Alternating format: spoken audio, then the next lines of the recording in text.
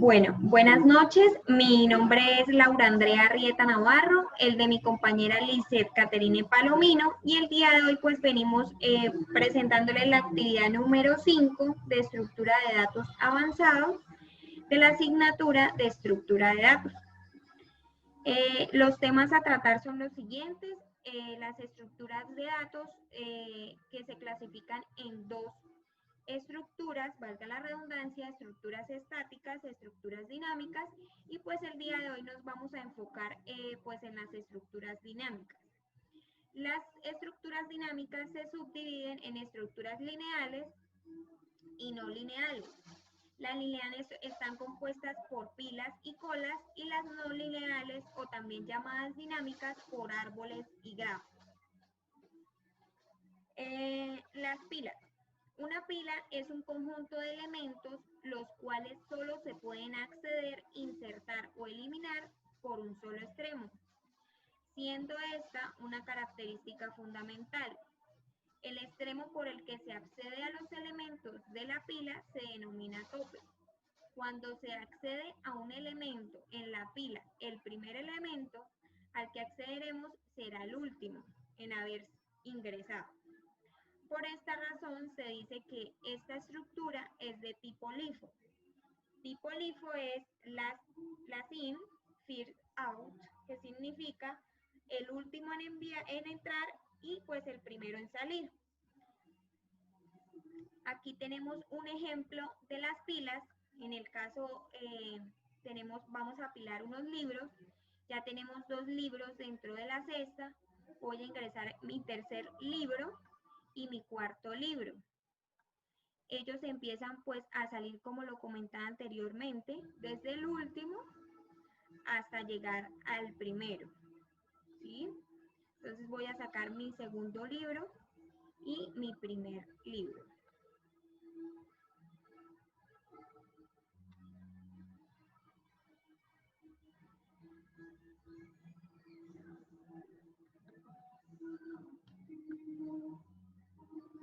Ahora hablaremos de las colas. Las colas es un tipo de estructura de datos.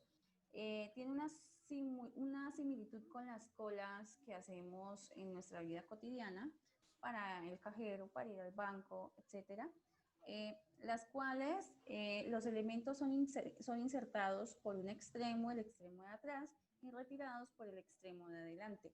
Como vemos aquí en la gráfica, tiene un comportamiento de estructura FIFO. Entonces vemos que el primero en entrar es el primero en salir. Y en cuanto a la estructura FIFO, pues a eso se refiere, ¿no? Es el método en que el primero en entrar es el primero en salir. Continuando con la explicación, tenemos pues los árboles. Los árboles también son estructuras de datos no lineal, jerárquica, en la que a cada elemento le corresponde un único antecesor y sus sucesores. Estos elementos se conocen como nodos y están conectados entre sí por medio de ramas o enlaces. ¿Listo? Entonces aquí tenemos la raíz, tenemos los nodos y pues las conexiones, que son las ramas. Los árboles binarios se representan con nodos compuestos del campo de la información y 2 punteros que indican la posición de sus hijos. Entonces los árboles binarios se representan con nodos compuestos y 2 punteros que indican la posición de sus hijos, y los punteros también pueden ser nulos. Estos 3 campos se conocen como clave, ¿sí? La clave es el campo de datos donde contiene la información, y pues tenemos el puntero izquierdo y el puntero derecho. Entonces, un ejemplo práctico de los árboles es este. Tenemos aquí el nodo raíz.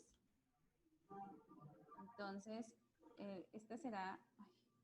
Ay, por Dios. Creo que no me deja cogerlo bien. Bueno,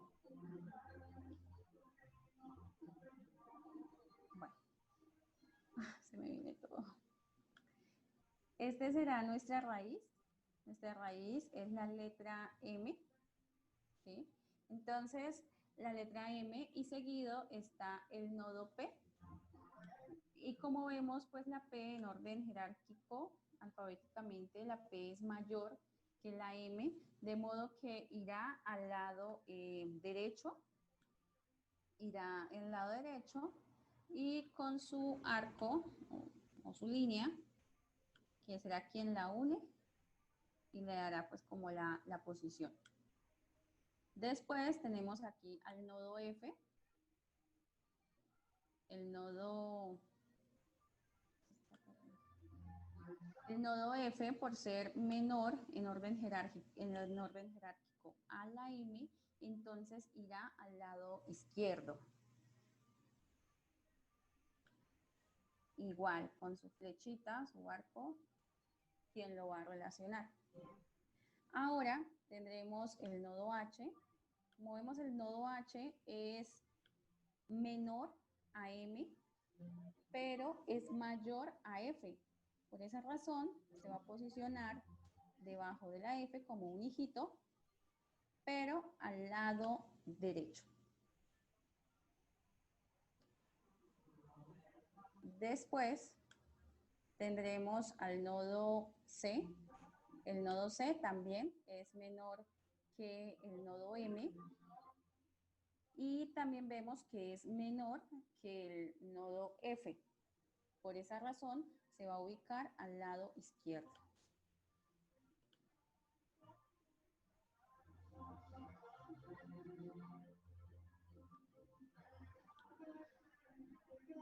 Ahora tenemos el nodo R. El nodo R, como vemos, es mayor a M y también es mayor a P. Por esa razón, se ubica como hijo, pero es mayor al lado derecho.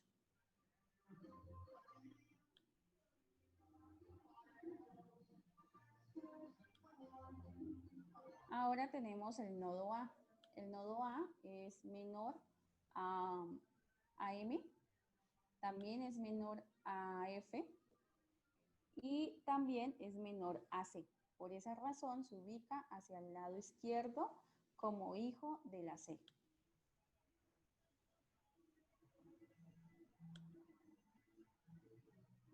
Ahora tenemos el nodo E. Igualmente se compara el nodo E con la raíz M, es menor, con F también, pero también es menor, pero al llegar con C sabemos que es mayor. Por esta razón se ubica al lado derecho.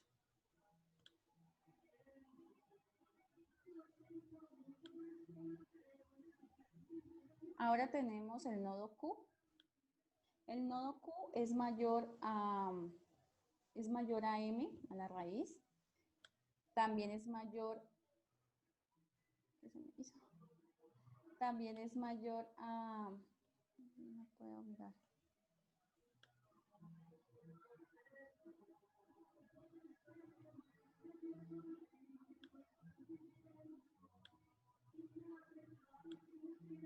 Ya.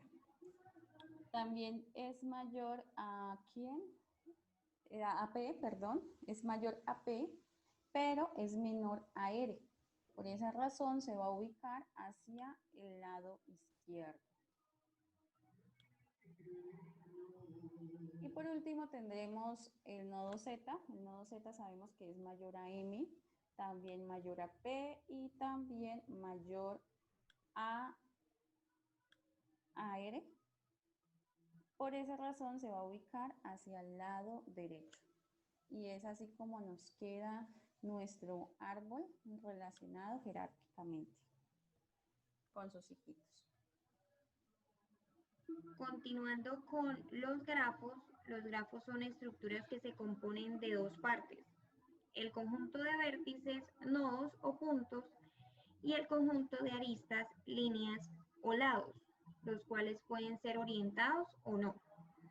Como se puede observar, pues se componen de vértices, como en este caso el número 6, y los arcos, que son las líneas que unen esos vértices.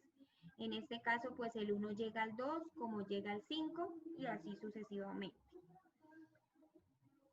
El ejemplo de grafos nos los va a dar Caterine. Entonces, los grafos, como bien decía mi compañera, los grafos están compuestos por los nodos y por los arcos o vértices. Entonces, los grafos pueden ser dirigidos y no dirigidos.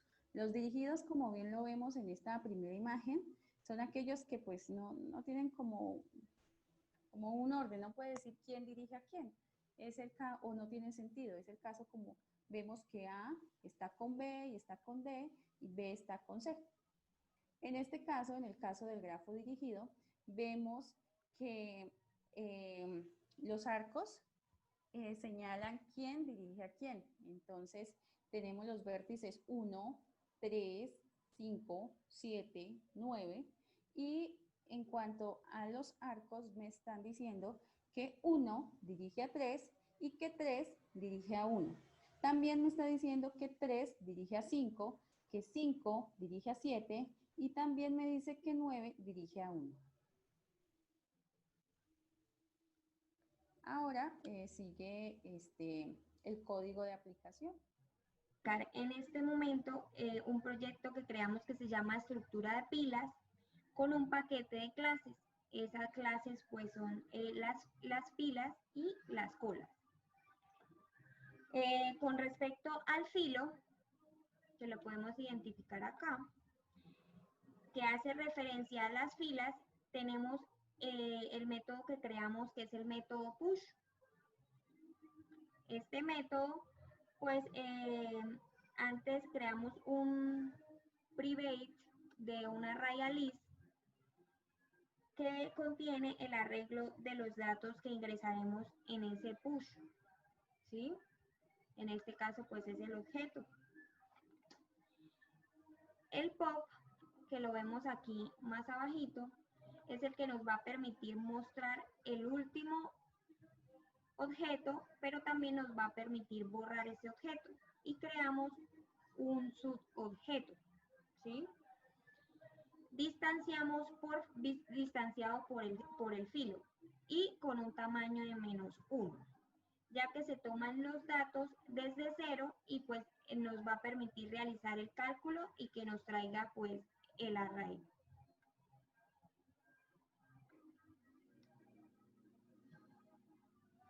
Con respecto a que ese filo o el filo remove, para que cuando se ejecute el pop se remueva el último que estamos mostrando y retorne ese objeto.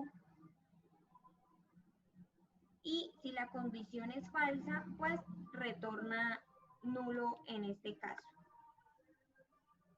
El método pick, que es el que nos permite mostrar el último sin remover, con el mismo proceso anterior para que nos haga el conteo desde el último dato y si es falso, pues también podrá retornar nulo.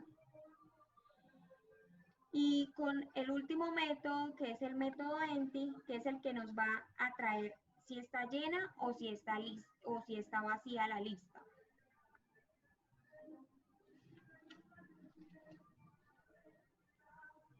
Dirigiéndonos a nuestra clase main, llamamos a nuestra clase y la distanciamos por la clase. Empezamos a llamar el método push, como lo mencionábamos anteriormente, para poder ingresar pues los datos, en este caso 4, 5 y 6. Y por último, con un system out, vamos a mostrar el último dato con un pick, y por medio de un while, lo que vamos a hacer es mostrar todo el arreglo. Ahorita mi compañera Caterine nos va a explicar un poco con respecto a las colas. Ahora vamos a ver un ejemplo de aplicación de colas.